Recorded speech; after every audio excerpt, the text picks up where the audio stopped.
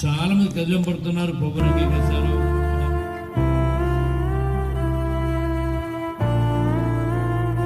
Smart judgement వస్తారు లోకములో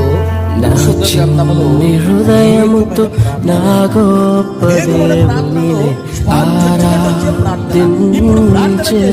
ఇప్పుడే జవాబు పొందుకోవాలి. ఇప్పుడు ప్రార్థన చేస్తే ఇప్పుడే ప్రతిఫలం రావాలి. ఇప్పుడు ప్రార్థన చేస్తే గొప్ప అద్భుతాలు జరగాలి. అటువంటి ప్రార్థనలు ఈ రోజు మనం 3 విషయాలు మనం ధ్యానం చేద్దాం.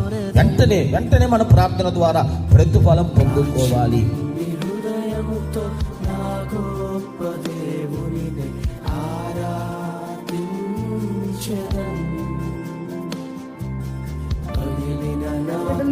జ్ఞాపకం చేసుకుంటున్నాం. ఎంతమంది అయితే వారికి పొందవలసినటువంటి